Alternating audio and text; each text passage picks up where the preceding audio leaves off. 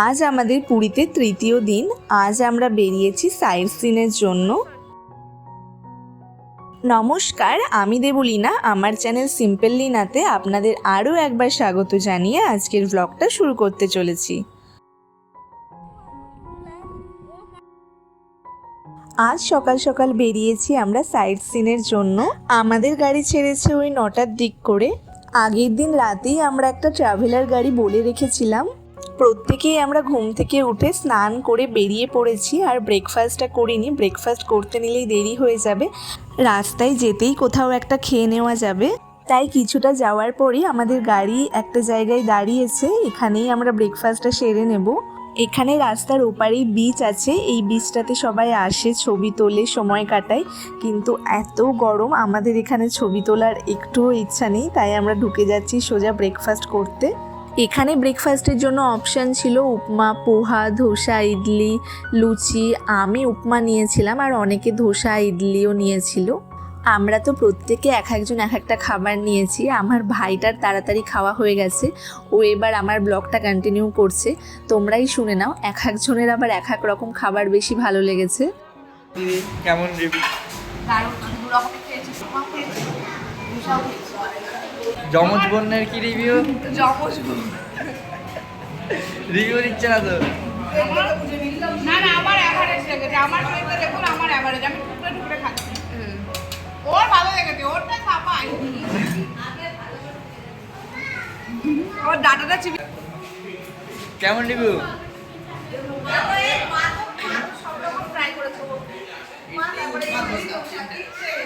এই যে ইডলি এখন খাওয়া চলছে, কেমন লাগছে খেতে? রিভিউ কেমন? কেমন খাচ্ছিস?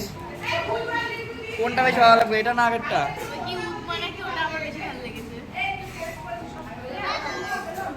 রিভিউ কেমন? খাবারের রিভিউ কেমন? কোনটা বেশি ভালো লাগলো? রিভিউ কেমন? কোনটা ভালো লাগলো? এই যে আমাদের বাঙালি মানুষ লুচি লুচি ছাড়া কিছু খায় না।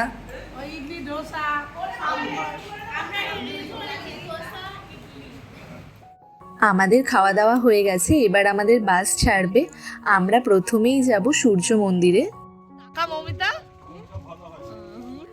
আজকে দুই পার্টনার সেম সেম ড্রেস, আবার এখান থেকে সেম সেম টুপিও কিনলো। কি জানি, রিলস বানানোর জন্যই হয়তো প্ল্যান করে ড্রেসটা নিয়ে এসেছে। আমাদের এই বাসটা বেশ ভালো ছিল। আগের দিন যেই বাসটা করে আমরা হাওড়ায় গিয়েছি, তার থেকে অনেক বেশি কমফোর্টেবল ছিল।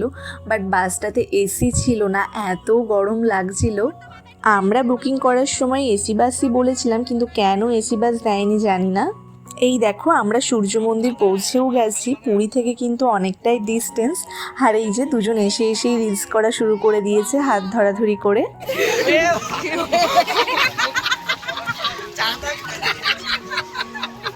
এখানে না এত রোদের তাপ, খালি মাথায় একদম হাঁটা যাচ্ছে না। কিন্তু এদিকে হাওয়াও বইছে, মায়ের ছাতাটা হাওয়ায় খুলে পড়ে গেছে। সূর্য মন্দিরে ঢোকার পথেই পাশে একটা মিউজিয়াম করা হয়েছে, সেখানে ঢুকতে গেলে বোধহয় টিকিট লাগছিল, তাই আমরা আর ঢুকিনি, বাইরেই একটা দুটো ছবি তুলে চলে এসেছি। বা অসাধারণ আর্কিটেকচার, মন্দিরটা দেখতে ভীষণ সুন্দর লাগছিল। বিরাট জায়গার ওপর মন্দিরটা। এখানে হাতে সময় নিয়ে বিকালের দিকে আসতে পারলে পরিবেশটা খুব ভালোভাবে উপভোগ করা যাবে। এখন এই মুহূর্তে এখানে যে পরিমাণ রোদ, গরম, দুদণ্ড কোথাও দাঁড়ানো যাচ্ছে না। তাও আমরা ভীষণ কষ্ট করে কয়েকটা ছবি তুলেছি, একটা দুটো রিলস করেছি। সূর্য মন্দির থেকে বেরিয়ে আমরা এতটাই বিধ্বস্ত হয়ে গেছি, বেরিয়েই সামনে ছিল ডাব। আমরা সবাই একটা করে ডাব খেয়েছি আগে। দেখো, এখনই চোখ মুখের দিকে তাকানো যাচ্ছে না, এখনও তো কত প্লেস বাকি আছে যাওয়া। জাস্ট একটা জায়গা ঘুরে এসেই আমাদের চোখ মুখের এই হাল হয়ে গেছে। প্রত্যেকেরই বেহাল অবস্থাটা তোমাদেরকে একবার দেখিয়ে দিই। কেউই বলছে আর গাড়ি থেকে নামবো না, কোথাও যাব না, গাড়িটা চললেই একটু শান্তি লাগছে। আর নয়তো সমুদ্রে স্নান করাটাই সবার জন্য আনন্দের ছিল। আর আমাদের গ্রুপে ছোটো কাকা সব থেকে লেটেস্ট, কোথাও নামে না, গাড়িতেই বসে থাকে। আমাদের সাথে আসে কিন্তু কোথাও নামে না। এখন আমরা যাচ্ছি ধবলগিরি।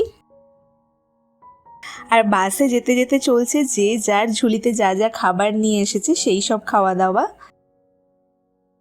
বাস থেকে নামলেই ছাতাটা হাতে সবসময় রাখতেই হচ্ছে। আগের বার না দীঘা থেকে টুপি কিনেছিলাম, সেই টুপিটা আনতেই ভুলে গেছি, তাই আবারও এখান থেকে টাকা দিয়ে কিনতে ইচ্ছা করলো না, কারণ এইগুলো আমরা ঘুরতে এসেই যা ইউজ করি, তাছাড়া ঘরে পড়েই থাকে। ধবলগিরিতে আমরা পৌঁছে গেছি, তবে এখানকার যা রুলস, এখানে নিজেদের পার্সোনাল বাস ওপরে উঠতে দেয় না, টিকিট কেটে ওখানকার বাসে উঠতে হবে। আবার ঘোরা হয়ে গেলে ওখানে অনেক বাস দাঁড়িয়ে থাকে, সেই বাসে করেই নিচে নামতে হবে। বাস নামিয়ে দেওয়ার পরও কিছুটা সিঁড়ি দিয়ে ওপরে উঠতে হবে। আর এখানে রাস্তার পাশ দিয়ে সিঁড়ি দিয়ে উঠতে পুরোটাই মার্কেট। এই যে এটাই হলো ধবলগিরি। ওপর থেকে দেখাই চলো তোমাদের নিচের ভিউটা।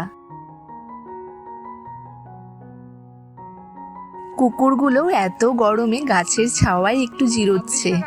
এখান থেকে ভিউটা দেখো, এখানে দাঁড়িয়ে ছবি তুললে কিন্তু দারুণ আসবে। দাদার তো পোজ সেরা পোজ। এদিকে আর একজনের ছবি তোলার জন্য চলছে মেকআপ। দেখো লিপস্টিকটাই উঠে গেছে। এবার একদম পোজ নিয়ে ক্যামেরার সামনে। চলো এবার খুব খিদে পেয়ে গেছে, লাঞ্চ করতে হবে। এখানে সবাই একটা দুটো করে ছবি তুলেই নিচে নেমে গেছি।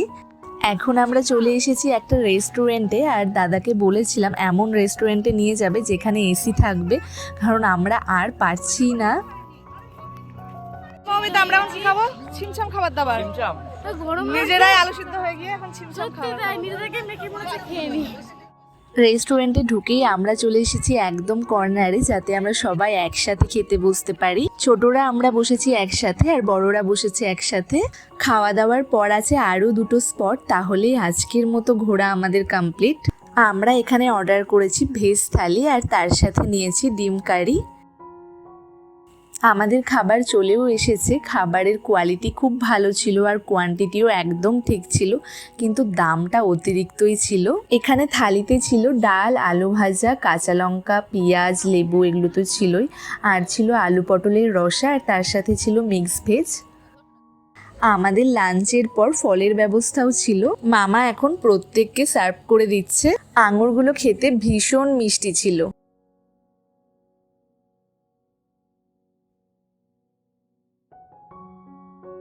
তারপরে আমরা এখন এসেছি লিঙ্গরাজ টেম্পলে, তবে এখানে ফোন অ্যালাউড নয়। মন্দিরটা ভীষণ সুন্দর, চারিদিকে এত শিবলিঙ্গ, দেখে শেষ করাই সম্ভব না, তবে আমরা যতটা পেরেছি দেখে শেষ করার চেষ্টা করেছি। তারপরে আমরা দেখতে এসেছি ধবলগিরি, খণ্ডগিরি, বাট আমরা সিঁড়ি দিয়ে আর ওপরে উঠিনি, কারণ আমাদের শরীরে কোনো এনার্জি ছিলও না, আর ওপরে উঠে আর তেমন কিছুই নেই। ওখানে গিয়ে জাস্ট ছবি তোলা, এই আর কি। রাস্তার এক পারে ধবলগিরি আর এক পারে খণ্ডগিরি। পুরীর প্রত্যেকটা প্লেসেই বিকালবেলায় এসে সময় কাটানোর জন্য বেস্ট, কিন্তু একদিনে প্রত্যেকটা স্পট কভার করা ভীষণই হেক্টিক হয়ে যায়। এখানে এসে আমরা কেউ গোলা, কেউ লস্যি খেয়ে আবার ব্যাকে ফিরে যাই। উদয়গিরি, খণ্ডগিরিতে যাওয়ার জন্য বাস অনেকটা আগেই রাস্তাতে নামিয়ে দেয়, স্পটে আসার জন্য অনেকটা হেঁটে আসতে হয়। যাই হোক, এখন আমরা যাচ্ছি সাক্ষীগোপাল দেখতে। পৌঁছে গেছি মন্দিরে। এখান থেকে পুরী বিচ আর খুব একটা দূর না। সাক্ষীগোপালের দর্শন হয়ে গেলে আজকের মতো ঘোরা আমাদের এখানেই শেষ। এখানেও ভিডিও করার কোনো পারমিশন ছিল না, তাই কোনো ক্লিপই নিতে পারিনি। আরে ওরে বাবা, মুখের অবস্থাটা দেখো। এত সুন্দরী সুন্দরী ফর্সা ফর্সা সব মানুষজনগুলো একবারে কালটি হয়ে গেছে। আর আমার সোনাটাকে রাগাতে তো আমার সব সময়ই ভালো লাগে। যেই ওর মুখের সামনে ক্যামেরাটা অন করেছি, ও আজকে ক্যামেরায় মুখ দেখাতে কিছুতেই রাজি না। রুমে পৌঁছেই আমরা ফ্রেশ হয়ে চলে এসেছি সমুদ্রের পাড়ে, যেহেতু এখন রেস্ট নিতে নিলেই আর কারোরই উঠতে ইচ্ছা করবে না। আজকে আমরা ঠিক করেছি মাছ খাবোই, একদিনও সমুদ্রের পাড়ে এসে মাছ খাওয়া হয়নি। আর আজকে মাছগুলো দেখে না ভালোও লাগছে, তাই আমরা ফার্স্টে এক প্লেট নিয়ে দেখেছিলাম, খেতে ভালো ছিল আর কোনো স্মেল ছিল না, তাই আমরা আরও কয়েক প্লেট অর্ডার করলাম। আর এই দেখো, মাসি এইদিকে হাত দিয়ে কাঁকড়া ধরে নিয়েছে। কাকা কে দেখিয়েছে আর ধরেছে কে? এই বড় মাছগুলো নিচ্ছিল এক পিস 50 টাকা, খেতে খুব ভালো ছিল। আজকে আমরা মাছ খেয়েই পেট ভরিয়ে নিচ্ছি, রাতে ডিনার করার কোনো জায়গাই নেই পেটে। না সমুদ্রে খেয়েছো আগের দিন মেশো? আমি একদিন খাইনি। ও আজকে প্রথম খাচ্ছো? আর চিংড়ি মাছও আমরা খেয়েছিলাম, মিডিয়াম সাইজের যে চিংড়ি মাছগুলো সেগুলো 5 পিস ছিল 40 টাকায়। তবে চলো আজকের মতো ব্লগটা আমি এখানেই শেষ করছি। তোমাদের যদি ব্লগটা ভালো লেগে থাকে লাইক কমেন্ট অ্যান্ড শেয়ার করবে, সাবস্ক্রাইব করতে ভুলবে না। আবার দেখা হচ্ছে নতুন কোনো ব্লগ নিয়ে, ততক্ষণের জন্য টাটা।